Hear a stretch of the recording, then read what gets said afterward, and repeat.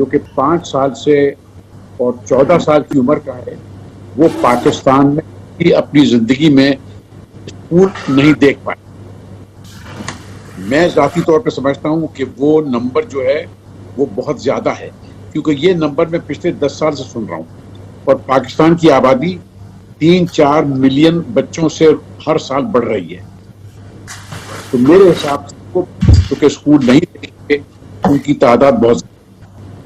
میں پاکستان ہر سال آتا ہوں، پچھلے سال تو میں 3 دفعہ آیا، اور یہ میری بیوی اور میری عادت ہے کہ ہم بچوں کو سڑک پہ روک کے ان سے سوالات کرتے ہیں، ان سے پوچھتے ہیں، ان سے تعلیم کی بات کرتے ہیں. اور مجھے بڑا بات کا ہوتا ہے اب کہ ایک 6ٹھی 7ویں 8ویں کلاس کا بچہ ایک اردو زبان میں ایک صحیح طریقے سے ایک صفحہ نہیں لکھ پاتا. یعنی تعلیمی معیار جو ہے وہ اتنا نیچے آ گیا ہے. اب سٹیزنز فاؤنڈیشن کا جہاں تک تعلق ہے، ہمارا معیار اتنا اچھا ہے کہ دیکھیے یہاں امریکہ میں ہم لوگ فنڈ ریزنگ کرتے ہیں. ویسے تو پاکستان کے لیے میں کہوں گا کہ سٹیزنز فاؤنڈیشن کے متعلق اسفندیار عنایت صاحب مزید آپ کو بتا سکیں گے، لیکن میں خالی ایک چیز کہہ کے اور پھر آگے بڑھتا ہوں کہ سٹیزنز فاؤنڈیشن کے بچے جو ہیں وہ پاکستان کے غریب ترین بچوں میں شمار ہوتا ہے ان کا. اور ہمارے تمام اسکول جو ہیں وہ کچے اور دیہی علاقوں میں ہیں. تو آپ نے ملاحظہ کیا ہوگا کہ پاکستان میں جو بڑے اچھے اسکول میں بچے جا رہے ہیں، جب وہ شام کو گھر آتے ہیں ان کے 2 سے 3 ٹیوٹرز گھر پہ ان کو پڑھانے کے لیے آتے ہیں. بالکل بالکل ایسے فاؤنڈیشن کا بچہ تو اس کے تصور میں بھی یہ نہیں ہے کہ اس کو پرائیویٹ ٹیوشن مل سکتی ہے. اس کے باوجود ہمارے 83% بچے میٹرک میں A+ اور B گریڈ میں پاس کرتے ہیں. بالکل یہ چیز بھی ثابت کرتی ہے کہ ہم کوالٹی ایجوکیشن مہیا کر رہے ہیں پاکستان کے بچوں کو. اب میں مزید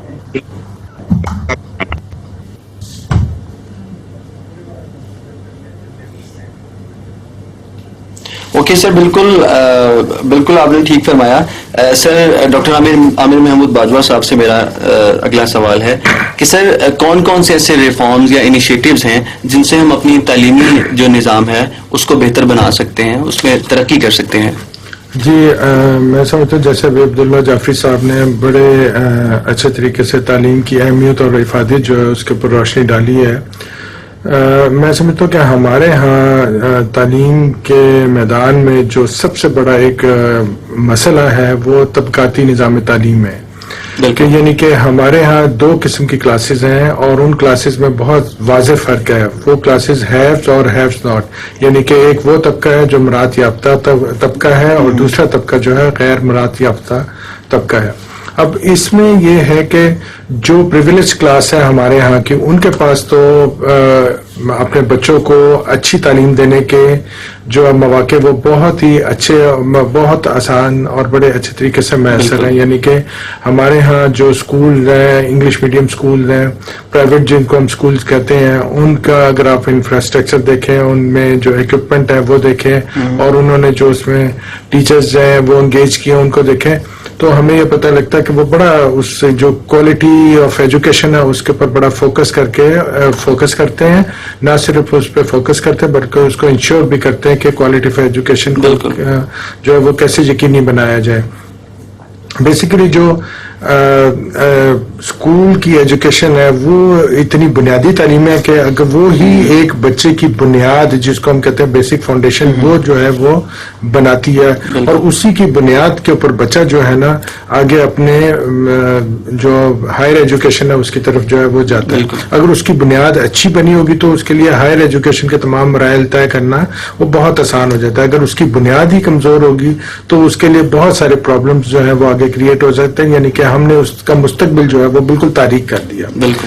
تو میں نے جیسے آپ کو بتایا کہ ہمارے ہاں 2 طبقات ہیں. تو جو ہمارے ہاں غریب لوگ ہیں جن کے پاس اتنے پیسے نہیں ہیں بچوں کی فیس دینے کے لیے کہ وہ کہ اچھے اسکول میں ان کو جو ہے وہ تعلیم دلوا سکیں, تو اسی چیز کو مد نظر رکھتے ہوئے ہماری جو حکومت ہے پاکستان انہوں نے اپنے طور پہ کچھ اقدامات تو لیے ہیں, لیکن میں سمجھتا ہوں کہ وہ اقدامات نہ صرف ناکافی ہیں بلکہ جو اسکول یہاں پہ حکومت پاکستان نے بڑا پیسہ خرچ کر کے اس کا جو انفراسٹرکچر ہے وہ بنایا, وہاں پہ نہ ہونے کے برابر مشینری جو ہے اکوپمنٹ ہے, ریلیٹڈ اکوپمنٹ جو کہ بچوں کو چاہیے ہوتا ہے, کمپیوٹر لیبز وغیرہ کے حوالے سے میں بات کر رہا ہوں, وہ بھی وہاں پہ انہوں نے دیا ہے. اور پھر جو فیکلٹی یعنی کہ ٹیچرز جو ہیں وہ اتنے معیاری نہیں ہیں, تمام بڑی معذرت کے ساتھ.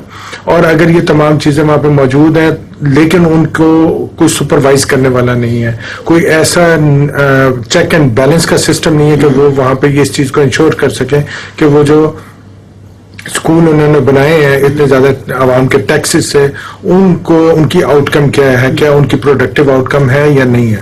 تو یہ ایک بڑی بدقسمتی ہے کہ ہم اپنے یہاں پہ جو غریب طبقہ ہے اس کے بچوں کو وہ اعلیٰ تعلیم کے جو مواقع ہیں وہ میسر نہیں کر پا رہے ہیں. میں یہ سمجھتا ہوں کہ یہ عبداللہ جعفری صاحب اور ان کی جو ٹیم ہے یہ بڑی خراج تحسین کے مستحق ہے کہ ان کو کہ یہ اتنا ایک نوبل کام کر رہے ہیں اور اتنا امریکہ جیسے شہر میں بیٹھ کے ان کو اپنے ملک کے بچوں کا جو ہے وہ خیال ہے, اور جیسے بھی انہوں نے بتایا کہ یہ کوالٹی آف ایجوکیشن کو انشور کرتے ہیں. تو یہ ایک بہت ہی قابل تحسین بات ہے. اور دوسری ایک بات یہاں پہ میں ساتھ کرتا چلوں کہ جیسے ابھی عبداللہ جعفری صاحب نے کہا کہ ان کے اسکول سے پڑھا ہوا جو بچہ ہے اس میں اس کو نہ تو کسی ٹیوٹر کی ضرورت ہے نہ کسی اکیڈمی میں جانے کی ضرورت ہے, لیکن ہمارے ہاں جو اسکول سے فارغ ہوئے ہوئے بچے ہیں ان کی جو تعلیمی استطاعت ہے وہ نہ ہونے کے برابر ہوتی ہے, یعنی نہ تو ان کو لکھنا آتا ہے نہ ان کو پڑھنا آتا ہے. اور اسی وجہ سے پھر ان کے پیرنٹس جو ہیں وہ متبادل یعنی کہ کوئی اس کا طریقہ جو ہے وہ اپناتے ہیں, کوئی ٹیوٹر رکھ لیا اور یا کوئی کسی اکیڈمی میں بھیج دیا. اور اسی چیز کے پیش نظر آپ یہ دیکھیں کہ ہمارے ہاں جو ٹیوٹرز ہیں اور ہمارے ہاں جو یہ اکیڈمیز ہیں یہ ایک باقاعدہ طور پر مافیا کی شکل اختیار کر چکی ہیں. ٹھیک ہے نا, تو اس چیز کے اوپر ہمیں زیادہ فوکس کرنے کی ضرورت ہے کہ ہم یہ جو طبقاتی نظام تعلیم ہمارے یہاں رائج ہے اس کو ہم کس طرح سے, سب سے بڑا چیلنج جو ہے نا وہ یہ ہے کہ اس کو ہم کس طرح سے ایڈریس کر سکتے ہیں اور ہم اس کو کس طرح سے یہ یقینی بنا سکتے ہیں کہ ہم جو اپنا غریب کا ایک بچہ ہے اس کو بھی وہی اعلیٰ معیار تعلیم کے مواقع میسر کریں کہ جو ہم ایک مراد یافتہ طبقے کو دیتے ہیں. بہت اچھے سر, بالکل ٹھیک ہو گیا. اچھا سر, میرا سوال اسفندیار صاحب سے ہے. سر جس طرح ابھی ڈاکٹر عامر محمود باجوہ صاحب بات کر رہے تھے طبقاتی تعلیمی نظام کے حوالے سے, تو سر بتائیے گا کہ اس حوالے سے جو اس کی وجہ ہیں ان میں ایک وجہ یہ بھی ہو سکتی ہے کہ جس طرح جو پرائیویٹ سکولز کے ٹیچر ہیں ان کو سیلریز بہت اچھی دی جاتی ہیں جس کی وجہ سے بچے جو ہیں وہ بچوں کی جو تربیت ہے وہ بہت اچھے طریقے سے کرتے ہیں, جبکہ جو ہمارے دوسرے سکولز ہیں سرکاری سکولز اور دوسرے جو ہمارے ویلفیئر سکولز ہیں ان میں جو ٹیچرز ہیں ان کی سیلریز اتنی کم ہوتی ہیں کہ وہ بچوں پہ اس طریقے سے توجہ بھی نہیں دے پاتے. تو اس حوالے سے آپ کیا کہیں گے؟ دیکھیں اس میں علی ایک بہت امپورٹنٹ چیز ہے وہ یہ کہ سمجھنے کی کہ ہمارا جو نظام آج سے 30-40 سال پہلے جو تھا وہ تنزلی کا شکار میں حکومت کے حوالے سے بات کر رہا ہوں سے کہ 1980 کی جو دہائی جب شروع ہوئی تھی تو اس وقت جو ہے وہ لگ بھگ 3000 پرائیویٹ سکولز تھے پورے پاکستان کے اندر. آج جو ہے وہ 1 لاکھ سے اوپر پرائیویٹ سکولز جو ہیں وہ کام کر رہے ہیں. میرے پاس ابھی ایگزیکٹ اس کے فگرز نہیں لیکن یہ نمبر 1 لاکھ سے ڈیفینیٹلی اوپر ہے. اور تقریباً اب 44% بچہ جو ہے ان پرائیویٹ سکولز جو ہے وہ جا رہا ہے, جو اسکول گوئنگ ایج پورے پاکستان کے اندر جو بچے ہیں.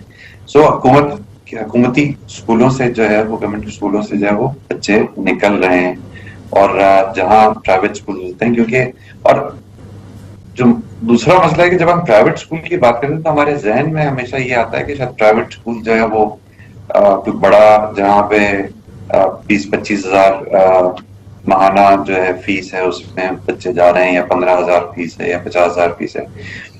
یہ تو بہت ہی ایک چھوٹا سا حصہ ہے، وہ 1-2%، 3% بھی نہیں ہے جو اس طرح کے اسکولس پورے پاکستان میں جو ہے موجود ہیں.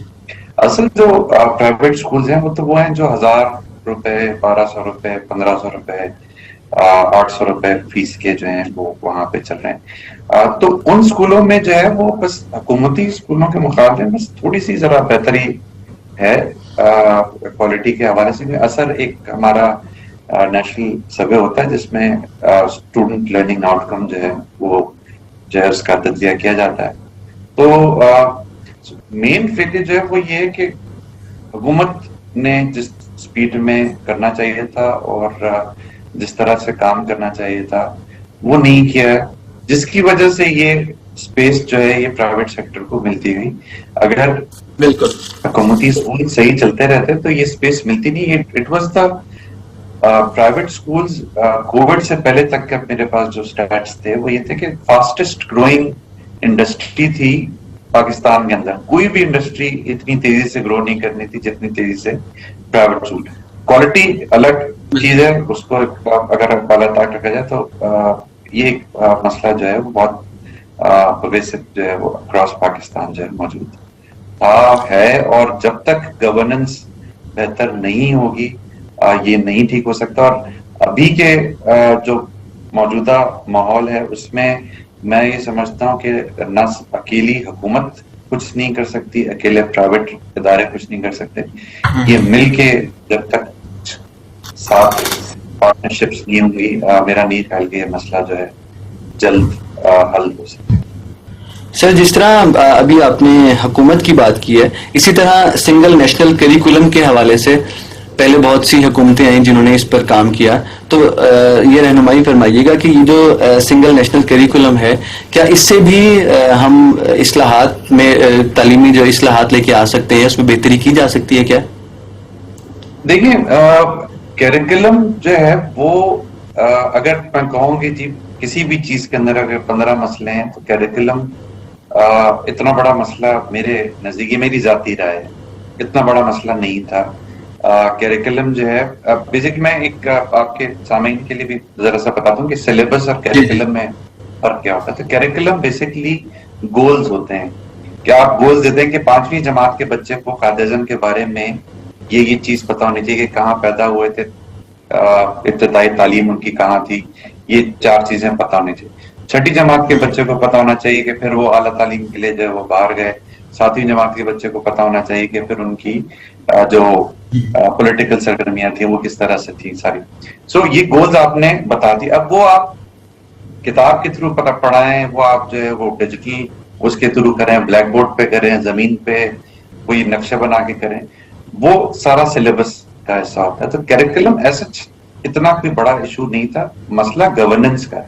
سو what we need to address is the elephant in the room, governance. کہ آپ کے لوگ اکاؤنٹیبل ہیں کہ نہیں ہیں. جو آدمی اچھا کام کر رہا ہے کیا اس کو اسی طرح اپریشیٹ کیا جاتا ہے؟ جو آدمی اچھا کام نہیں کر رہا ہے کیا اس کو صحیح طرح سے کیسٹیگیٹ کیا جاتا ہے؟ سو مسئلہ اکاؤنٹیبلٹی اینڈ گورننس کا ہے. مسئلہ آپ کوئی بھی کتاب بنا دیں اور اس کے پڑھنے والے نہ ہوں، یا کوئی بھی کریکولم بنا دیں اس کو اس پہ عمل کرنے والے نہ ہوں، تو وہ تو چیز وہیں کی وہیں رہے گی. تو وہ تو کچھ چینج نہیں ہوگا. نام آپ آگے پیچھے کچھ بھی کرتے ہیں اس کا.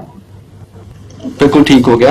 عبداللہ جعفری صاحب سے میرا اگلا کوشچن ہوگا کہ جیسے ہمارے والدین جو ہیں وہ پریفر کرتے ہیں کہ ہم اپنے بچوں کو پرائیویٹ سکولز میں پڑھائیں، تو تعلیمی انتظامات کے حوالے سے پرائیویٹ اور سرکاری اسکول میں کیا ایسا فرق ہے کہ والدین اس چیز پر بہت توجہ دیتے ہیں کہ ہمارے بچے جو ہیں وہ پرائیویٹ سکولز میں جائیں؟ وہاں پر حالانکہ فیس بھی بہت زیادہ ہوتی ہیں لیکن اس کے باوجود وہ چاہتے ہیں، ان کی خواہش ہوتی ہے کہ وہ اپنے بچوں کو پرائیویٹ سکول میں پڑھائیں. تو ایسا کیا فرق ہے کہ والدین کی انٹینشن جو ہے وہ پرائیویٹ سکول کی طرف زیادہ ہوتی ہے؟ دیکھیے میں آپ کو جو میرے اپنے مشاہدات ہیں میں وہ آپ سے شیئر کر سکتا ہوں. ہم نے چند سال پہلے پنجاب گورنمنٹ TCF کو کوئی 250 کے قریب سکول دیے مینج کرنے کے لیے. تو جب وہ سکولز TCF نے لیے ایک معاہدے کے تحت، تو میں پنجاب گیا اور میں ان میں سے کچھ سکولوں میں نے وزٹ کیا. تو آپ یقین کیجئے کہ جس سکول میں ریکارڈ کے اندر انرولمنٹ 200 تھی، وہاں بنیادی طور پہ خالی 30 بچے آ رہے تھے. تو میں اس لوکیلٹی کے ماں باپ سے بھی ملا میں، تو ماں باپ نے یہ بتایا، اب دیکھیے جب کہ اسکول کے اندر ٹیچر ہی نہیں ہوگا تو ہم بچے کیوں بھیجیں؟ اور جب وہ سب ایک ویکیوم ہے تو اس کو ویکیوم کو فل کر رہا ہے پرائیویٹ اسکول. جس طرح کہ ابھی اسفندیار صاحب نے کہا کہ 3000 اسکول پرائیویٹ تھے، اب 1 لاکھ سے اوپر ہیں. اور وہ 1 لاکھ اسکول ہیں، ان میں آپ یقین کیجئے وہ بھی ایسے اسکولز ہیں جن کا کہ معیار بہت ہی پست ہے. یعنی وہ بچہ جو وہاں سے پڑھ کے نکلتا ہے وہ تقریباً بے پڑھے لکھے کی طرح ہوتا ہے. بالکل. لیکن پورے وہ بیچتے ہیں. اور باقی جو پاکستان کے چند بہت یعنی مشہور پرائیویٹ اسکولز ہیں، وہ ہر شخص وہاں بچہ بھیج نہیں سکتا، ان کے پاس اتنے پیسے ہی نہیں ہوتے. لیکن مجھے افسوس اس بات کا ہے کہ ان اسکولوں میں بھی جو بچے جا رہے ہیں ان کو شام کو ٹیوشن کی ضرورت پڑتی ہے.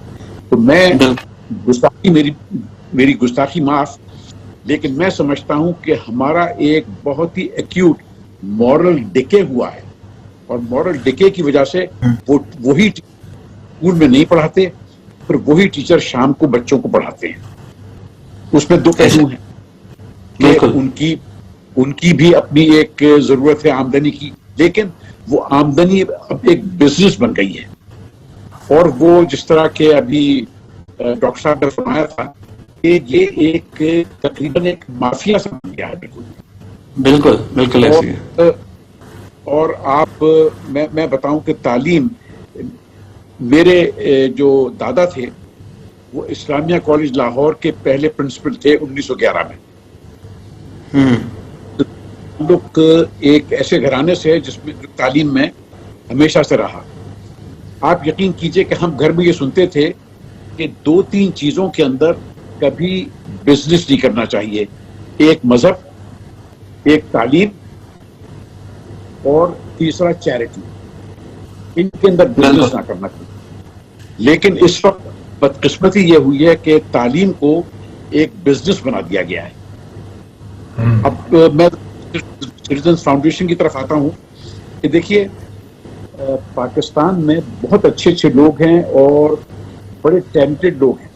اب سٹیزنز فاؤنڈیشن جو ہے تقریباً 1833 اسکول چلا رہی ہے، اور اس کا معیار ایسا ہے کہ وہ غریب بچہ جس کے پاس جوتے نہیں تھے، وہ بچے کوئی کی ایک ایسی یونیورسٹی نہیں ہے جس میں کہ ہمارا بچہ نہ پڑھ رہا. اور اس کی وجہ کیا ہے کہ سٹیزنز فاؤنڈیشن کوالٹی ایجوکیشن میں بلیو کرتا ہے.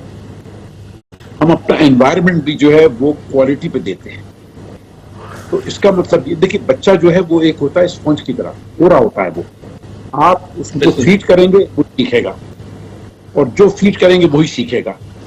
اور اگین گستاخی معاف، لیکن پاکستان کی جو ٹیکسٹ بکس ہیں ان کو بھی تبدیل کرنے کی ضرورت ہے، اس لیے کہ ہم نے اس میں بہت کچھ جھوٹ لکھا ہوا جس کا حقیقت سے کوئی تعلق نہیں ہے. بالکل ٹھیک ہو گیا.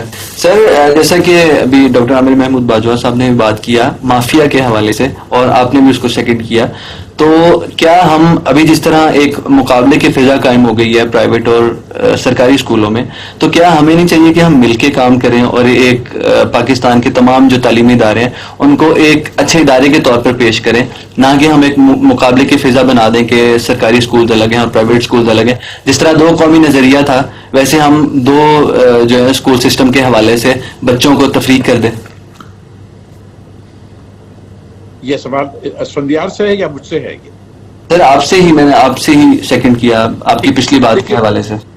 دیکھیے جہاں تک پرائیویٹ اسکولز اور سرکاری اسکول کا تعلق ہے وہ دنیا میں ہر جگہ ہوتے ہیں. دیکھیے امریکہ میں بھی ہمارے ہاں تعلیم بہت اچھی پبلک اسکولز کہلاتے ہیں، لیکن پبلک اسکولس کے علاوہ پرائیویٹ اسکولس بھی یہاں ہیں جس میں کہ بچے جاتے ہیں.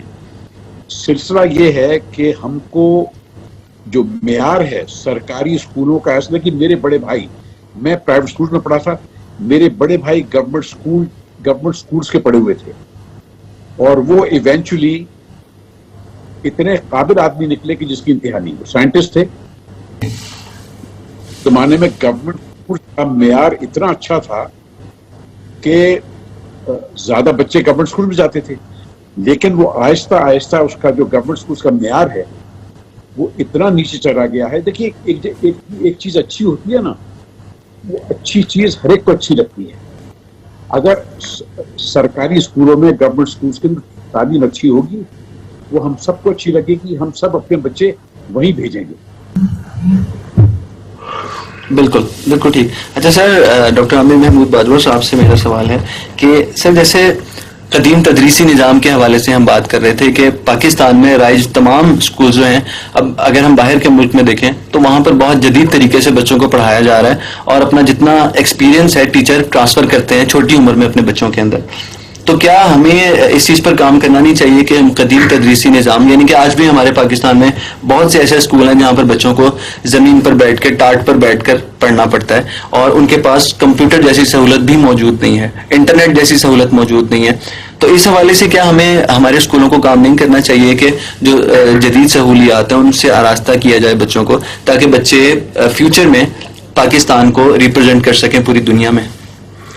اچھا، میں سمجھتا ہوں کہ یہ جو قدیم تدریسی نظام کی آپ نے بات کی، وہ ہمارا جو نظام تعلیم ہے وہ کوئی اتنا قدیم نہیں ہے، بلکہ ہمارا جو سب سے بڑا قصور ہے وہ ہمارے نظام تعلیم کا جو سسٹم ہے، نظام تعلیم جس کو ہم ایجوکیشن سسٹم ہے، اس کو اگر ہم نے وضع کیا تو اس کو ہم بڑے برے طریقے سے پریکٹیکلی عملی طور پہ اپلائی کرنے میں فیل ہو چکے ہیں. ٹھیک ہے، تو یہ بنیادی وجہ ہے کہ ہمارے جو گورنمنٹ کے جتنے بھی اسکول ہیں، میں یہ بڑی ذمہ داری کے ساتھ بات کر رہا ہوں کہ جتنے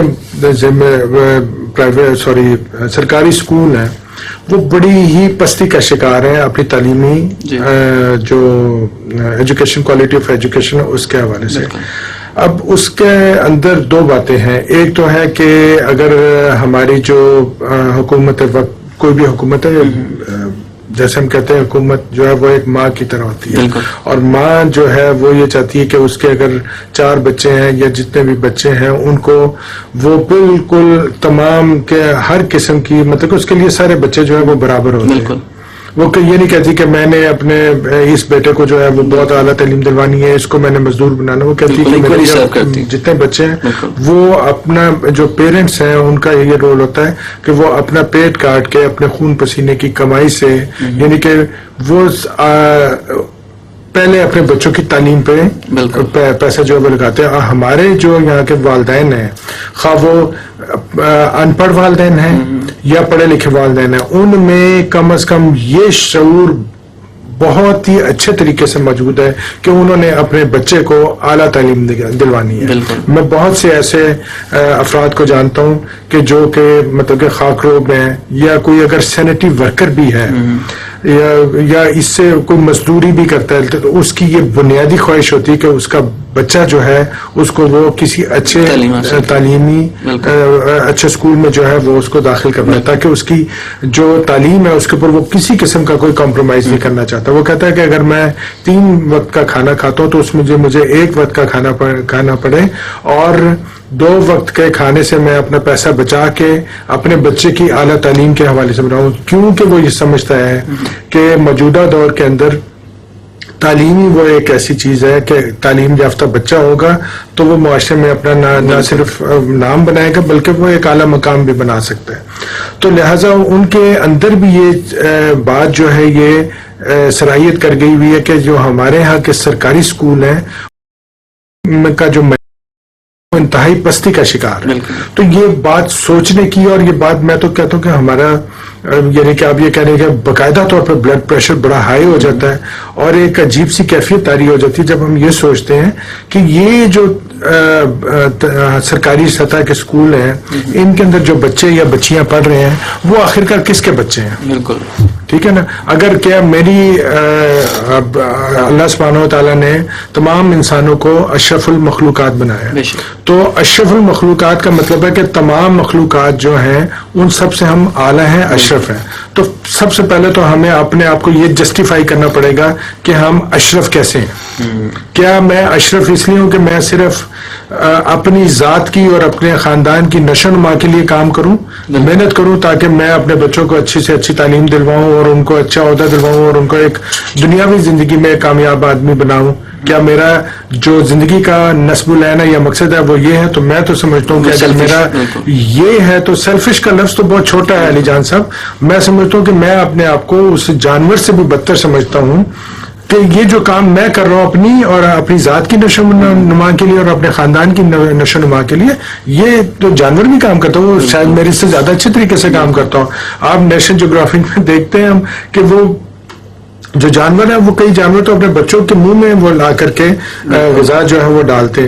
تو اب یہ ہمیں بحیثیت انسان سب سے پہلا سوال اپنے آپ سے یہ کرنا ہے کہ اگر میں اشرف المخلوقات مجھے میرے رب تعالیٰ نے بنایا تو میں نے اپنے اس کو جسٹیفائی کیسے کرنا ہے. یہ تو ہے جیسے بھی عبداللہ جعفری صاحب نے بہت خوبصورت بات کی کہ بحیثیت مجموعی اگر ہم دیکھیں تو ہمارا معاشرہ جو ہے نا وہ بہت ہی زیادہ ایکیوٹ مورل ڈکے جو ہے نا اس کا شکار ہے. اس میں بلا شک و شبہ کوئی جو ہے نا وہ اس میں ابہام والی بات نہیں ہے. اب تعلیم کے حوالے سے دو فیکٹر ہیں جو میں سمجھتا ہوں کہ وہ نہیں ہے. پرائیویٹ اسکول کی تعلیم اعلیٰ تعلیم کیوں کہلاتی ہے؟ اس لیے کہ وہاں پہ چیک اینڈ بیلنس کا جو ہے نا وہ بڑا ہی ایک اسٹرکٹ جو سسٹم ہے وہاں پہ وہ موجود ہوتا ہے. وہ چونکہ سیٹ کا ہوتا ہے, اس کا اپنے پیسے لگے ہوتے ہیں, تو وہ کسی کی بھی قسم پہ کوئی کمپرومائز نہیں کرتا. لیکن اگر ہم سرکاری سطح کے اسکولوں کو دیکھیں نہ تو جو ٹیچر ہے وہاں پہ اس کو اپنی ذمہ داری کا احساس ہے. اور یہ سب سے بڑی بات ہے کہ جب ہمارے معاشرے کا ایک استاد جس نے جو قوموں کے معمار ہوتے ہیں اگر ان کا ذاتی جو ایک وہ کہہ لیں رویہ اس قسم کا اتنا خوفناک ہے کہ وہ اپنے یعنی کہ یہ جو پیغمبری پیشہ ہے اس کے تقدس کو اس برے طریقے سے وہ پامال کر رہے ہیں کہ اپنی استاد ہونے کی جو ذمہ داری ہیں ان سے وہ صحیح طریقے سے نبرد آزما نہیں ہو رہے. تو میں کہتا ہوں کہ وہ تو ان کے لیے نہ تو شاید اس دنیا میں کامیابی ہے اور اس دنیا کے بعد جو ابدی زندگی ہو اس میں تو ان کے لیے بڑی سخت جو ہے نا ان کا اللہ سبحانہ و تعالیٰ کی طرف سے ٹیسٹ ہوگا اور اس کا ان کو جواب دینا پڑے گا. کیونکہ ایک اچھا استاد جو ہے وہ جنریشن کو بناتا ہے اور ایک برا استاد جو ہے وہ جنریشن کا لاس کرتا ہے. یعنی کہ جنریشن کا لاس ہے کہ آپ نے نسلیں تباہ کر دی ہیں. جب آپ نسلوں کی تباہی پہ آ گئے تو آپ کیسے سوچ سکتے ہیں کہ آپ کا ملک ترقی کرے گا؟ دنیا کے نقشے کے اوپر ہم یہ دیکھتے ہیں کہ گلوب میں کہ جتنے بھی ترقی یافتہ ممالک ہیں ان میں سب سے بڑا جو انڈیکیٹر ہے ڈیولپمنٹ کا وہ تعلیم ہے. اور اگر ہمارے ہاں ملک ہے, ہمارا جو پاکستان کا ملک ہے, اس کے اندر اگر ہمارا جو تعلیمی نظام ہے وہ اس ابتری کا شکار ہے, ٹھیک ہے, اور وہ باقاعدہ طور پہ وہ تنزلی کی طرف جا رہا ہے, وہ ترقی کا اس میں کوئی پہلو دور دور تک نظر ہی نہیں آ رہا, تو آپ یہ سوچیں کہ ہمارے ملک کے جو بچے ہیں پھر انہی بچوں نے جب بڑا ہونا ہے, نوجوان بننا ہے, وہ اپنے ملک کی ترقی میں کس طرح سے اپنا حصہ جو ہے وہ ڈال سکیں گے. اور بحیثیت مجموعی پھر ہم ہماری قوم کو کے حوالے سے ہم بات کرتے ہیں تو پھر ہم کس طرح سے ترقی یافتہ ممالک کی فہرست میں اپنے آپ کو شامل کر سکیں گے. تو یہ وہ بڑا بنیادی سوال ہے جس کو میں سمجھتا ہوں کہ آج کل کے دور میں سب سے پہلے حکومت وقت کو, خواہ کوئی بھی حکومت ہو, اس کو بنیادی طور پر سب سے پہلے جو سوال جس کو ایڈریس کرنا چاہیے اور جس کے اوپر کسی قسم کا کوئی کمپرومائز نہیں کرنا چاہیے وہ آپ کا تعلیمی نظام جو ہے اس کی درستگی ہے. تو جب تک آپ اس کو صحیح نہیں کریں گے تو آپ اس میں اپنا جو ہے وہ کام نہیں چلا سکتے. بالکل ٹھیک, بہت شکریہ سر. اچھا سر, اسفند یار صاحب سے میرا اگلا سوال ہے کہ نارملی یہ سوال جو ہے وہ بہت سے لوگ پاکستان میں اس چیز کو ڈسکس بھی کرتے ہیں اور اس حوالے سے سوال بھی کرتے ہیں کہ جو انگلش کی ترویج ہے پاکستان میں, جیسے مثال کے طور پر ہم مثال دیں چائنا, یا جاپان کی, جہاں پر وہ ان کی اپنی لینگویج میں پڑھاتے ہیں اور انگلش کو بہت زیادہ پروموٹ نہیں کرتے, اور وہ چاہتے بھی یہی ہیں کہ ہمارے جو بھی معاملات ہیں ان کو تعلیمی معاملات میں ہم اپنی ان کی جو مدر ٹنگ ہے اس کا استعمال کریں. تو آپ کو کیا لگتا ہے کہ ہمارے یہاں پر تعلیمی نظام مزید بہتر ہو سکتا ہے اگر ہم اردو کی ترویج کریں انگلش کی ترویج کے بجائے؟ جی, آپ کو یہ سن کے خوشی ہوگی کہ اردو جو ہے وہ ہمارے یہاں as a language of instruction جو ہے وہ پڑھایا جاتا ہے, اور انگریزی جو ہے وہ ایز اے سبجیکٹ جو ہے وہ پڑھایا جاتا ہے. اور اس کی وجہ یہی کہ ہمارا ماننا یہی ہے کہ بچہ جو ہے وہ زیادہ بہتر, اس کی جو کنسپچل نالج جو ہوتی ہے وہ زیادہ بہتر ہوتی ہے جب اس کو اس کی مادری زبان میں یا اس زبان میں جو زبان زد عام ہے اس علاقے کے اندر. تقریباً 70 سے 75% پاکستانی جو ہیں وہ اردو بول لیتے ہیں اور سمجھ لیتے ہیں, تو اس وجہ سے ہم نے اردو کو ہی رکھا ہے اپنا تعلیم کا نظام کا حصہ بنا کے رکھا ہے. لیکن ہم نے کچھ ابھی پائلٹ پروجیکٹس کیے ہیں جہاں پہ ہم نے نہ صرف سندھی, یہ انٹیریئر سندھ کے اندر جو ہے ہم کر رہے ہیں اس کا, تو نہ صرف ہم سندھی بلکہ وہاں کی ایک لوکل ڈاٹکی زبان ہے. پہلے ڈاٹکی میں بچوں کو پڑھایا جاتا ہے, ڈاٹکی سے, کیونکہ ایک بچہ جس نے 5 سال کی عمر تک ڈاٹکی کے علاوہ کوئی زبان نہیں سنی اور ایک دم سے جب وہ کلاس میں داخل ہو اور اس کے ساتھ ایک بالکل اجنبی زبان ہو تو وہ گھبرا جاتا ہے, اور اسی وجہ سے بعض دفعہ بچے اسکول سے ڈرتے ہیں, بھاگتے ہیں کہ ان کو ایک بہت ہی اجنبی ماحول میں جو ہے وہ ڈال دیا جاتا ہے. تو ڈاٹکی زبان سے پھر وہ سندھی زبان میں ٹرانزیشن ہوتا ہے, اور سندھی سے جو ہے وہ اردو, اور پھر اردو کے ساتھ پھر انگریزی.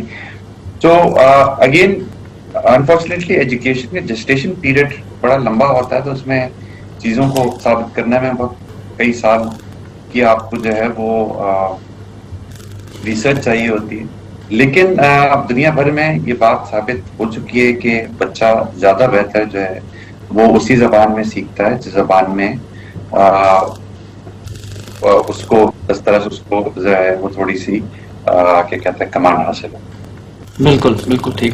اچھا سر, ابھی پروگرام میں اشرف سہیل صاحب نے ہمیں جوائن کیا ہے, جو کہ ایک جرنلسٹ ہیں اور تعلیمی معاملات کے حوالے سے گہری نظر رکھتے ہیں.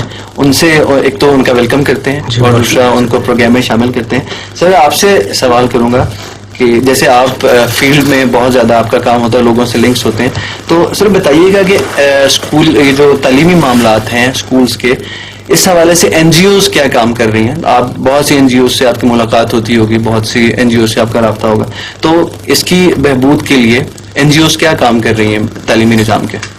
جی بہت شکریہ, اور ایک تو بہت معذرت تاخیر سے آنے کی بھی, بہت مسائل کچھ ایسے بن گئے. بہرحال این جی اوز جو سے ان کا ایک بڑا ایک وائٹل رول ہے, بڑا اہم کردار ہے, اور ایجوکیشن سیکٹر میں خاصا ان کا رول ہے. لیکن اس سے پہلے میں ایک بات کو بتا دوں کہ تعلیم ہے اور جو ہیلتھ ہے, ایجوکیشن اینڈ ہیلتھ, ایکچولی یہ ایک ریاست جو ہے اس کی بنیادی ذمہ داری ہے کہ وہ اپنے شہریوں کی تعلیم اور صحت کا جو ان کے جو رائٹس ہیں ان کو پروٹیکٹ کرے. لیکن پاکستان کے ساتھ جو پرابلم رہا ہے شروع دن سے کہ ہماری جو ڈائریکشن ہے اس میں بڑی ڈائیورشن رہی ہے, ہم بڑے سکیٹرڈ رہے ہیں خاص طور پر لیڈرشپ کے پوائنٹ آف ویو سے, تو اس وجہ سے یہ دونوں جو پہلو ہے بری طرح سے سفر ہوئے, ہیلتھ بھی اور ایجوکیشن بھی. اور جب ظاہر ہے کہ یہ ویکیوم آیا, اس میں خلا آیا حکومت کی طرف سے, ریاست کی طرف سے, تو اس خلا کو پر کرنے کے لیے این جی اوز نے اور جو نجی شعبہ ہے اس نے اس میں کنٹریبیوٹ کیا, اور ایک بہت بڑا کنٹریبیوشن ہے, اس میں کوئی شک نہیں ہے. این جی اوز نے اپنے لیول کے اوپر نہ صرف یہ کہ تعلیم کی اہمیت جو ہے اس کا جو احساس دلانے کے لیے لوگوں میں بہت سارا کام کیا ہے. بہت ساری ایسی این جی اوز ہیں جن کے اپنے تعلیمی ادارے ہیں, وہاں پر وہ ایجوکیشن کا تعلیم کا اہتمام کرتے ہیں. اور جیسے میں نے آپ سے ابھی آپ کا ذکر کیا میں نے کہ جو ہمارا پرائیویٹ سیکٹر ہے اس کا بہت بڑا کنٹریبیوشن ہے ایجوکیشن میں, دینی تعلیم میں بھی اور یہ ہماری جو دنیاوی جسم کہتے ہیں اس میں بھی. لیکن میں پھر سے دوبارہ سے یہ بات کہوں گا کہ یہ ساری چیزیں جو سی ہیں ان کو ضرورت ہے ایک یونیورسل لاء کے انڈر ایک آرگنائز کرنے کی. ادروائز مسائل ہیں بہت سارے, کیونکہ جو بندہ جس طرح سے جس ڈائریکشن میں چاہتا ہے وہ آگے بڑھنے کی کوشش کرتا ہے, نتیجہ یہ ہوتا ہے کہ مختلف وہ پھر آگے وہ راستے بن گئے, چینلز بن گئے مختلف, جن میں ہر لیول کے اوپر ایک کام ہو رہا ہے، وہ چیزوں میں ایک تفریق بھی پیدا کر رہا ہے، مسائل بھی پیدا کر رہا ہے، اور معاشرے میں وہ جو جیسے آج کا موضوع بھی ہے کہ طبقاتی جو نظام تعلیم ہے اس کو پھر ایک گرو ہو رہا ہے وہ، اور اس کو ایکسپورٹ مل رہی ہے، اس کے اوپر کام کرنے کی بات. بالکل ٹھیک سر. اچھا عبداللہ جعفری صاحب سے میرا سوال ہے کہ سر جس طرح دیہی علاقے ہیں پاکستان کے اور وہاں پر تعلیمی نظام بہت ویک ہے، تو جس طرح پرائیویٹ سکولز ہیں وہ پاکستان کے جو پوش علاقے ہیں وہاں پر بہت زیادہ ان کی کوشش ہوتی ہے کہ وہاں پر ہم اسکول سسٹم اپنی سیریز آف سکولز بنائیں، کیونکہ وہاں سے ان کو پتہ ہے کہ ریونیو بہت زیادہ جنریٹ ہوگا ان کا. تو کیا اسی طریقے سے دیہی علاقوں میں بھی ہمارے جو اسکول سسٹمز ہیں، ہمارے جو ادارے ہیں وہ کام کر رہے ہیں کہ وہاں پر بھی بچوں کی تعلیم اتنی ضروری ہے جتنی پوش علاقوں میں ہے؟ جی ہاں، دیکھیے ہمارے تو سٹیزنز فاؤنڈیشن کے جو زیادہ تر اسکولز ہیں وہ تو دیہی علاقوں میں ہیں. جی. اور یہ بڑی بدقسمتی ہے ان بچوں کی جو کہ دیہی علاقوں میں رہتے ہیں کہ وہاں تو جو میں اسکولز دیکھ کر آیا، سرکاری اسکولز، یہ ایک کہاوت نہیں ہے بلکہ میں نے اپنی آنکھوں سے دیکھا ہے کہ وہ اسکول کی عمارت اسکول کے علاوہ ہر چیز کے لیے استعمال ہو رہی تھی. یہ بہت اچھی بات کی آپ نے، بہت اچھی بات کی آپ نے. بالکل ایسے ہی ہے کہ اسکول کی عمارت اسکول کے علاوہ ہر چیز کے لیے استعمال ہو رہی ہے. یہ بہت بڑی ہے، سارا کچھ ہے.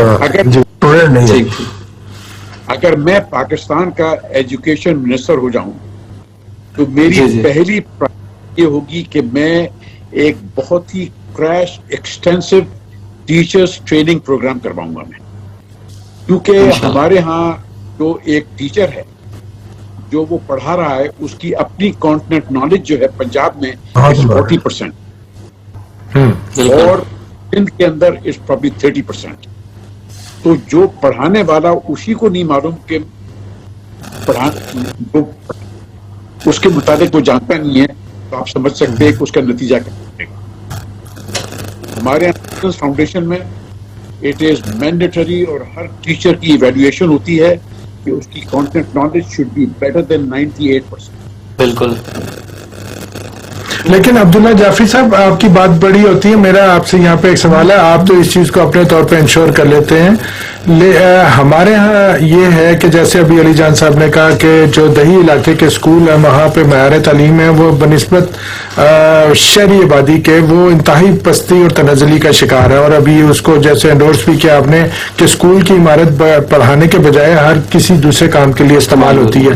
وہاں کا جو ٹیچر ہے وہ ٹیچر اس علاقے سے ہی ہوتا ہے، اس کی جو وہ گرومنگ ہے وہ بالکل اسی طرح سے، یعنی کہ وہ جو گاؤں کا ایک ماحول ہوتا ہے اسی میں ہی ہوتی ہے، اور وہ وہیں پہ ٹیچر جو ہے وہ تعینات ہو جاتا ہے. جبکہ ایک اگر ہم کمپیریزن کریں دو ٹیچر کا یا دو نوجوانوں کا کمپیریزن کریں کہ ایک شخص جو ایک نوجوان جو ہے جس کی جو تعلیم اور تربیت ہے وہ شہری علاقے میں ہوئی ہے اور دوسرے شخص کی جو تعلیم اور تربیت ہے وہ ایک گاؤں یا دیہی علاقے میں ہوئی ہے، تو ان کے بولنے میں، ان کے کام کرنے میں، ان کے یعنی کہ اپیرنٹ جو ڈریس ہے اس میں دونوں میں بڑا واضح فرق ہمیں جو ہے وہ نظر آتا ہے. اور ہمارا بڑا المیہ یہ ہے کہ شہری علاقے سے یعنی کہ اربن ایریا سے اگر گورنمنٹ آف پاکستان حکومت وقت کوئی ٹیچر کو جو ہے وہ اپنے کرائٹیریا کے مطابق سلیکٹ کرتی ہے اور ان کو کہتی ہے کہ آپ دیہی علاقے میں جا کے پڑھائیں، تو کوئی ٹیچر ایسا نہیں ہے جب وہ جا کے پڑھانے کے لیے تیار کرتا ہے. اس چیز کو کس طرح سے ایڈریس کیا جائے؟ میں سمجھوں گا کہ یہ اگر ہمیں اس کا جواب دیں سہیل اشرف صاحب، چونکہ یہ بنیادی طور پر بڑے سیزنڈ اور سینئر جرنلسٹ ہیں، تو آپ کی کیا رائے ہے اس حوالے سے؟ بلکہ سزا کے طور پر بھیجا جاتا ہے ان کو، سزا کے طور پر بھیجا جاتا ہے.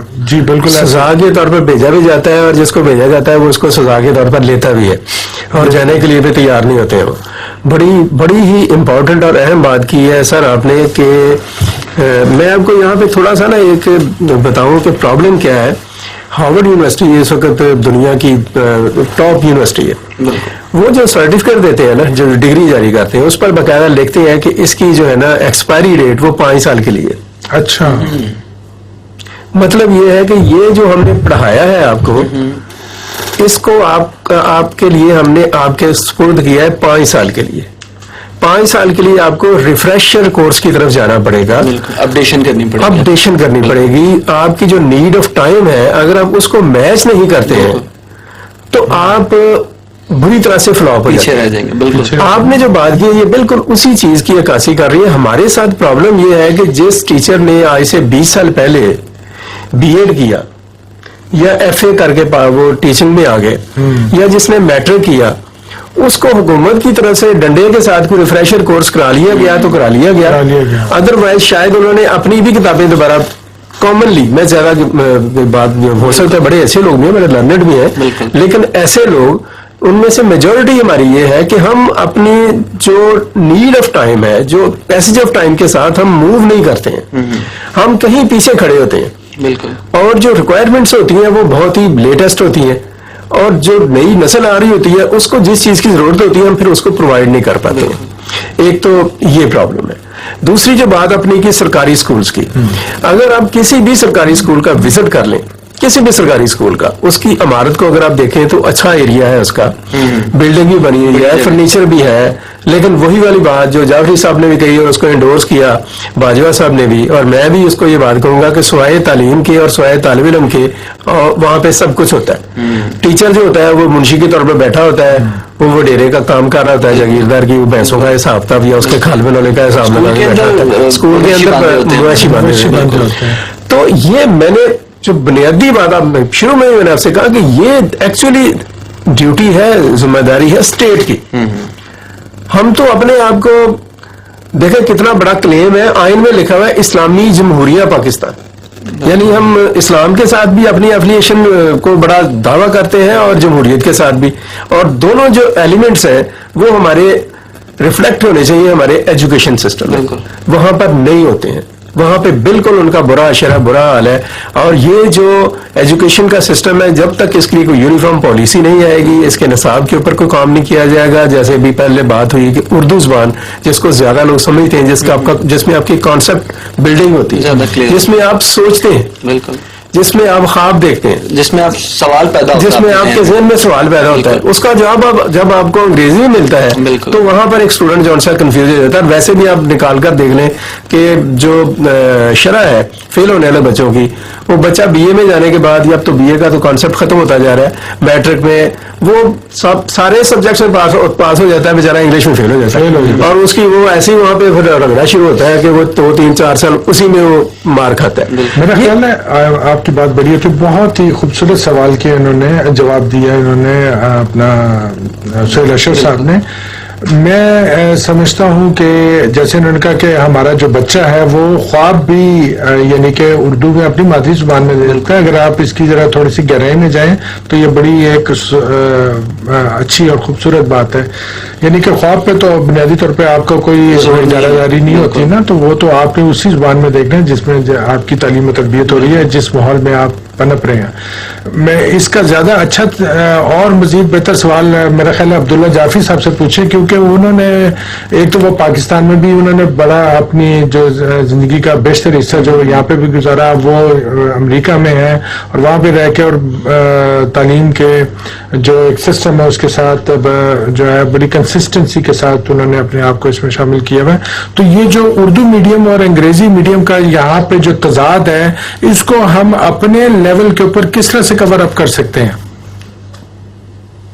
دیکھیے, میرا اپنا خیال یہ ہے کہ آپ ہمارے ہمسایہ ملک ایران کو دیکھیے. ایران میں ان کا جو میڈیم آف انسٹرکشن وہ فارسی ہے. ایران کے اندر ایک پروگرام ہوا کرتا تھا سپاہ دانش, جس میں کہ وہ یونیورسٹی کی ڈگری اس وقت دی جاتی تھی جبکہ وہ دیہی علاقوں میں جا کے 2 سال بچوں کو پڑھاتا تھا. وہ اسلامی ملکوں میں Iran is one of the highest education level جو ہے, خاص طور پہ عورتوں کا, وہ ایران میں ہے. اس وقت پاکستان کے اندر بھی کوئی اسی طرح کا پروگرام ہونا چاہیے ہمارے پاس, جس میں کہ پہلی چیز تو جیسے میں نے عرض کیا تھا کہ ٹیچرز ٹریننگ کے جو دوسری چیز ہے کہ کسی طریقے سے ہم انسینٹو دیں لوگوں کو کہ وہ دیہی علاقوں میں جا کے پڑھائیں. اور جیسا کہ ابھی سہیل اشرف صاحب کہہ رہے تھے, اس کو سزا کے طور پہ نہیں बल्कि उसको एप्लीकेशन के तौर पे भेजा जाए कि तुम देही इलाके में जाओगे और जब तुम वापस आओगे तो तुम्हारी ये तरक्की होगी। और अब रहा जबान, देखिए जबान में असल में मसला ये है पाकिस्तान का कि हम लोग जो हैं बड़े एहसास कमतरी का शिकार हैं हम लोग। आप अच्छी अंग्रेजी बोलते हैं तो आप ये समझा जाता है कि आपके अंदर बेहतर अक्ल है, जबकि ऐसा नहीं है। जबान जो है, आप मादरी जबान में इंसान सबसे अच्छा सीखता है। तो मैं तो जाती तौर पर पाकिस्तान के अंदर बिल्कुल ये जो इंग्लिश मीडियम उर्दू मीडियम का जो एक जो फ्रॉड चला हुआ है और उसकी वजह से और उसकी वजह से ये हुआ है कि हमारी एक जैसा कास्ट सिस्टम होता है बाज़ मुल्कों में, वैसा हमारे कास्ट सिस्टम हो गया है। उर्दू मीडियम को देखा जाता है हकारत की निगाह से, बिल्कुल, और अंग्रेजी मीडियम को इज्जत के तौर पे। तो हमको तो अपनी जबान पे फख्र होना चाहिए। किसी तरीके से हम अपने लोगों को ये बताएं कि अपनी चीजों पे फख्र करो। लेकिन अब्दुल्ला जाफरी साहब, यहाँ पे मैं थोड़ा सा आपसे कंट्राडिक्ट करूंगा। मैं तो बिल्कुल आपकी यहाँ तक इस बात को बिल्कुल इसकी भरपूर तायद करता हूँ कि हमारे यहाँ जो मोड ऑफ इंस्ट्रक्शन है या जो हम तालीम दें बच्चों को अपनी मादरी जुबान में दें, और जिस तरह से उस अपनी जुबान में अगर हम तालीम देंगे तो उसका जो कंसेप्ट क्लियर होता है वो किसी दूसरी जुबान में क्लियर हो ही नहीं सकता। लेकिन आप ये देखिए कि जब स्कूल के बाद कॉलेज और कॉलेज के बाद यूनिवर्सिटी की सतह के ऊपर एक स्टूडेंट जो तालिब इल्म आता है तो वहां पे जितनी भी निसाब है, जितनी भी तालीम है, प्रोफेशनल एजुकेशन की मैं बात करूं, वो सारी अंग्रेजी में है। तो अगर अंग्रेजी में हम उसको बिल्कुल लाताल्लुक कर देते हैं स्कूल की सतह पे, तो उसके पास तो वो बिल्कुल जब प्रोफेशनल एजुकेशन में यानी कि यूनिवर्सिटी लेवल पे आएगा, किसी मेडिकल कॉलेज में जाएगा, इंजीनियरिंग यूनिवर्सिटी में जाएगा या कंप्यूटर की तालीम हासिल करेगा, तो वो सारी की सारी तालीम जो है वो अंग्रेजी के अंदर है। तो ये बहुत बड़ा एक चैलेंज है कि जिसको मीट करने के लिए हम ये मजबूर हैं अपने निसाब तालीम में अंग्रेजी पे ज्यादा तवज्जो देने का। इस मसले को हम किस तरह से मैं जरा इसको जी चले बात कर रहे हैं। आप अंग्रेजी जो है, आप अंग्रेजी एज अ सब्जेक्ट उसको लाजमी करते हैं, English taught as a language in schools, लेकिन हर सब्जेक्ट आप अंग्रेजी में पढ़ाएं। देखिए हमारे बच्चे जो हैं उर्दू मीडियम से निकलते हैं, माशाल्लाह अमेरिका में पढ़ रहे हैं, ऑस्ट्रेलिया में पढ़ रहे हैं, और पाकिस्तान की हर एग्जाम्स में देख लीजिए, IBA में देख लीजिए, हमारे बच्चे आपको मिल जाएंगे। और ये तो वो बच्चे हैं जिनके घर का माहौल ऐसा है कि वो उर्दू भी ठीक से नहीं बोल पाते, लेकिन हमने अंग्रेजी एज ए सब्जेक्ट पढ़ाया और वो बच्चा जाके यूनिवर्सिटी में पढ़ जाता है। लेकिन अब ये यानी सिलसिला रखना कि जी वो इंग्लिश मीडियम रखा जाए, तो इंग्लिश मीडियम रखने की वजह से जो बच्चा ठीक से उर्दू नहीं बोल पाता उसको आप इंग्लिश मीडियम में डाल के उसके लिए और मुश्किलात पैदा कर रहे हैं, क्योंकि वो जब घर जाता है तो घर का माहौल तो ऐसा है कि वहाँ वो उर्दू भी ठीक से नहीं समझते। बिल्कुल ठीक जी। अच्छा, ये आपने जो बात की है ना अपना बाजवा साहब, आपने बड़ा अहम नुक्ता उठाया और आपने बड़ा ही उसको एक मुनासिब लफ्ज दिया है कि ये चैलेंज है कि हमारी जितनी भी हायर एजुकेशन है और जितनी खास तौर पर हमारी जो टेक्निकल और साइंटिफिक जो सब्जेक्ट्स हैं साइंस के जो हैं उन सब का वो इंग्लिश में पढ़ने को मिलते हैं। बच्चा अगर उर्दू मीडियम है या उर्दू में पढ़ा हुआ है तो वो इंग्लिश को समझने में उसको मुश्किल पेश आती है। एक तो ये है कि मैंने इस पर भी शुरू में बात की कि हमारी बदकिस्मती ये रही कि from the beginning of the country हमने इस पहलू की तरफ ध्यान ही नहीं दिया, तवज्जो नहीं दी। जिन लोगों ने तवज्जो देनी थी उनका ध्यान और तवज्जो किसी और तरफ रहा और वो एजुकेशन को तो उन्होंने बुरी तरह से इग्नोर ही कर दिया ना। अब आप देखें सर, ईरान का जिक्र किया है इन्होंने, फिर आप टर्की को देख लें, आप चाइना को देख लें, आप फ्रांस को देखें, आप जर्मनी को देखें, आप जापान को देखें, वो सारे अपनी लैंग्वेजेस में चल रहे हैं ان کے لیے کوئی پرابلم نہیں ہے, کوئی بھی دوسری زبان کا سبجیکٹ ان کے لیے کوئی مسئلہ نہیں ہے. وہ باہر جا کر ہی بات کرتے ہیں, پریس کانفرنس کرتے ہیں, اپنی زبان میں بات کرتے ہیں, بولتے ہی نہیں ہیں. اور کوئی اگر ان کے ملک میں آتا ہے تو اس کو سیکھنی پڑتی ہے. تو ایسا اصل مسئلہ تو وہی ہے کہ آپ نے اپنے بچوں کی جو کانسیپٹ بلڈنگ ہے اس کے اوپر کتنا ورک کیا ہے, آپ نے اپنے ایجوکیشن سسٹم کو کتنی اہمیت دی ہے, آپ اس جو غلامی کی جو اپروچ ہے اس سے کتنا باہر نکلے ہیں. ابھی یہ جیسے انہوں نے بات کی کہ وہاں پہ فارسی کو لازمی دیا جاتا ہے اور لٹریسی ریٹ جو ہے 100% کے قریب ہے, بہت زیادہ بڑا اچھا. آپ تھوڑا سا پیچھے اگر ہم چلے جائیں نا تو انگریزی نظام تعلیم جب آیا سب کانٹیننٹ میں, اس سے پہلے جو مسلمان تھے ان کا اگر آپ لٹریسی ریٹ نکالیں گے تو وہ 85% سے زیادہ ہے.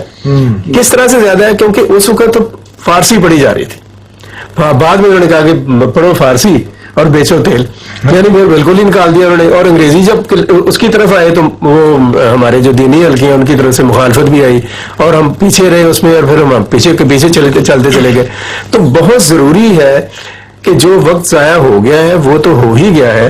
یہ اسٹیٹ لیول کے اوپر جو آپ کی مادری زبان ہے, ایک پہلی بات جو بھی آپ کی مادری زبان ہے, ہم تو اس پر بھی شرمسار ہوتے ہیں. ہم پنجابی بولنے کے اوپر ہمیں بڑا ہم ریلیکٹنٹ ہو رہے ہوتے ہیں, حالانکہ بہت ہی بڑی رچ لینگویج ہے, بڑی شاندار زبان ہے اور بڑی اس کے پیچھے ایک سارے کانسیپٹ موجود ہے.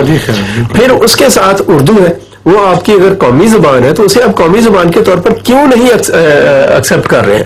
آپ اس کی بنیاد جو ہے, جو جڑ ہے ہمارا نظام تعلیم, اس کی جو فاؤنڈیشن ہے, اس میں جب اس کانسیپٹ کو لے کر آگے چلیں گے, اور جیسے کہا کہ ہم اس بات کرنے کا مطلب یہ نہیں کہ ہم انگریزی کو بالکل ہی بے دخل کر پشت ڈال دیں, پڑھیں اسے, انگلش کو بھی پڑھیں, فرینچ کو بھی پڑھیں, بالکل ڈچ کو بھی پڑھیں, عربی کو بھی پڑھیں, ایز لینگویج سب کو پڑھے.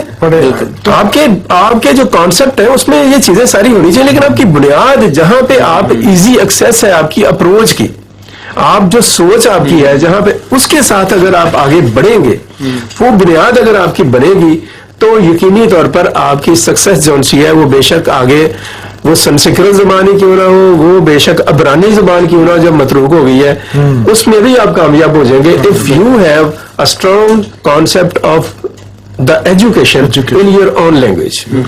اشفن یار صاحب, آپ کیا سمجھتے ہیں کہ آپ کی رائے میں یہ جو بہت بڑا ایک مسئلہ درپیش ہے انگریزی اور اردو زبان کی تعلیم کے حوالے سے, آپ کے خیال میں اس کو کس طرح سے حل کرنا چاہیے؟ دیکھیں, اگر اس کو دو طریقے سے میں دیکھتا ہوں. ایک تو ٹیکٹیکل لیول پہ جیسے جعفری صاحب نے بات کی, اور دوسرا اسٹریٹجک لیول پہ جس پہ سہیل صاحب نے بات کی. سو ٹیکٹیکل لیول پہ تو ابھی آپ کے پاس مواد, جیسے آپ نے بھی ذکر کیا ہے کہ مواد ہے ہی نہیں اعلیٰ تعلیم کے لیے. آپ کے پاس اتنی سائنٹیفک ایڈوانسمنٹس ہوئی ہیں کہ آپ کے پاس اردو میں مواد موجود ہی نہیں ہے. آپ وہ تو بہت آگے کی بات ہے. بہت بیسک چیزیں جو ہیں, آپ اگر صرف جو ہمارے اردو لٹریچر کے جو بڑے نام ہیں انہی کو اگر آپ گوگل سرچ وغیرہ پہ کریں تو آپ کے لیے مشکل ہو جاتی ہے. اقبال یا طارق صاحب یا ان کی کوئی چیز تصنیفات وغیرہ جو ہیں وہ آپ دیکھیں تو آپ کو مشکل ہو جاتا ہے ان کو ڈھونڈنا جو ہے. تو اعلیٰ تعلیم تو ایک بہت ہی نیکسٹ لیول.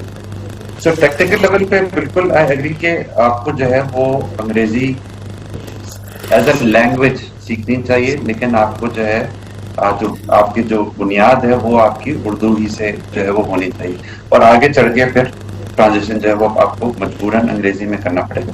لیکن ایز اے اسٹریٹجی جو ہے ڈائریکشن وہی ہونی چاہیے کہ آہستہ آہستہ جو ہے وہ آپ اپنی زبان میں ٹرانسلیشنز کریں, ریسرچ اینڈ ڈیولپمنٹ کریں, تو آپ کے پاس تمام مواد آ جائے گا. لیکن یہ اگین یہ 30 40 50 سال 70 سال کی جرنی ہے. یہ ڈھٹکی میں نے یہی سیکھا, وہ کہتے ہیں کہ دیش چھوڑ دو لیکن زبان کبھی مت چھوڑو اپنی. زبان کی بڑی اہمیت, بڑی وقت ہوتی ہے اس کی. تو میرا نظر میں یہ اس کا کچھ اس میں کچھ آپ کو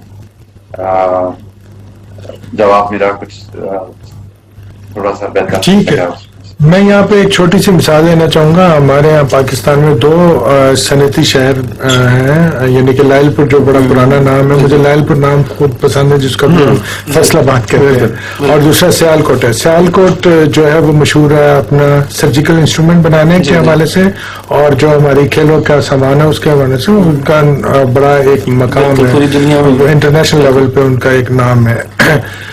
وہاں پہ سرجیکل انسٹرومنٹ سیال کوٹ کی ایک چھوٹی سی انڈسٹری نے نیا انوینٹ کیا, ایجاد کیا. اچھا. اور آج بھی جو ویسٹ کی جتنی بھی میڈیکل کی کتابیں ہیں, انہوں نے جو اردو میں اس انسٹرومنٹ کا نام تھا وہ آج تک ویسٹ کی کتابوں میں وہ موجود ہے, اور وہ لوگ مجبور ہیں اس انسٹرومنٹ کو اردو کے نام کے ساتھ وہ جو ہے وہ اس کو سلیکٹ کرتے ہیں اور اسی کے نام کے ساتھ اس کو جو ہے اس کو ایڈریس کرتے ہیں.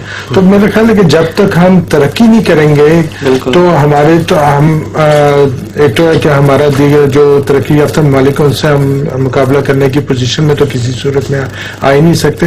اور پھر یہ ہے کہ اگر یہ جو بھی ہم جس کے حوالے سے جو بات کر رہے ہیں, تو اگر اس سطح کے اوپر ہم سارا یکسر ایک نظام تبدیل کریں, یعنی کہ فوری طور پہ انگریزی سے اردو کو بنیاد بنا کے اس کو لے کے چلیں, تو میرا خیال ہے یہ تو چونکہ ایک 70-75 سال پرانی ایک ہماری تاریخ ہو چکی ہے, تو اس کے لیے بڑا ایک سائنٹیفک بنیاد پہ سوچنے کی اور پلاننگ کرنے کی ضرورت ہے. اچھا سر, ایک نقطہ آپ کی گفتگو کے ساتھ ہی میں ذرا یہاں پہ اس کو ایڈ آن کر دوں کہ جسے ہم اردو کہتے ہیں نا, اردو زبان جو ہے یہ اٹ سیلف کوئی ایسی زبان نہیں ہے کہ جس میں کوئی گنجائش نہیں ہے. مثلا باقی زبانوں کے ساتھ اگر ہم بات کریں تو جو لفظ اردو ہے نا, یہ اردو کا لفظ بھی اردو کا نہیں ہے, یہ ترکی کا لفظ ہے. ٹھیک ہے, یہ ٹرکش ورڈ ہے اردو, اور اس کا مطلب ہے لشکر. اور یہ زبان بھی لشکر میں ہی بنی. جب سب کانٹیننٹ میں وہ لشکر ایک جگہ پہ اکٹھے ہوتے تھے, مختلف علاقوں کے سپاہی جب ایک جگہ پر اکٹھے ہوئے تو انہوں نے ایک دوسرے کے ساتھ جب گفتگو کرنے کے لیے اپنی زبان میں مشکل پیش آئی تو انہوں نے کامن زبان جو ہے اس کو بنایا, اور وہ اس کا نام اردو زبان ہوا, لشکری زبان اسے کہتے ہیں. اچھا, اب اردو زبان میں جو الفاظ ہیں نا, ان کو اگر ان کی آپ ترتیب لگائیں دیکھیں تو اس میں آپ کو پرشین کے بے شمار الفاظ ہیں, فارسی کے, عربک کے بے شمار الفاظ ہیں, انگریزی کے اتنے الفاظ ہیں کہ ہمیں پتہ ہی نہیں چلتا کہ ہم مثلا یہ میرے سامنے مائک پڑا ہوا ہے, اس کا کوئی ترجمہ ہے؟ ہم اس کو مائک ہی بول رہے ہیں. میرے سامنے یہ ٹیبل پڑی ہوئی ہے تو اس کو ہم ٹیبل ہی کہہ رہے ہیں, چیئر ہے تو اس کو ہم چیئر ہی کہہ رہے ہیں. کچھ تو کا ترجمہ اگر ہم نے کیا ہے تو بڑا مطلب بات کرنے کا یہ ہے کہ اس میں اتنی فلیکچولیٹی ہے, اتنی فلیکسلیشن ہے اس میں, اردو زبان میں اتنی فلیکسیبلٹی ہے کہ باقی زبانوں کے الفاظ کو بھی اس میں ہم شامل کر سکتے ہیں, اور ان الفاظ کو ہم دوسرے زبانوں میں وہ ایکسپورٹ بھی کر سکتے ہیں. اور جیسے انہوں نے کہا کہ دیش چھوڑ دو زبان نہ چھوڑو, یہ بہت بڑا فارمولہ ہے کہ انسان جو بول رہا ہوتا ہے, جو اس کی زبان ہے, وہ پھر اس کے ساتھ ٹریول کرتی ہے. آپ امریکہ چلے جائیں, آپ فرانس چلے جائیں, آپ جاپان چلے جائیں, آپ آسٹریلیا چلے جائیں, جب وہاں پہ جا کر آپ اردو بولیں گے تو یہ اردو ان لوگوں کے ساتھ فیملیئر ہوگی, اور وہاں پر یہ الفاظ جو سے وہ بولے جائیں گے. ٹھیک ہے سر, بہت شکریہ آپ کے وقت کا. عبداللہ جعفری صاحب ہمارے ساتھ موجود تھے, اسفند یار صاحب ہمارے ساتھ موجود تھے, اور اس کے ساتھ ساتھ ہمارے اپنے لاہور گریجن یونیورسٹی کے اسٹوڈیوز میں عامر محمود باجوہ صاحب موجود تھے, اشرف سہیل صاحب موجود تھے. سر آپ لوگوں کا بہت بہت شکریہ آپ کے وقت کا, اور اگلے پروگرام میں ایک نئے ٹاپک کے ساتھ دوبارہ آپ کے سامنے حاضر ہوں گے. تب تک کے لیے اللہ حافظ.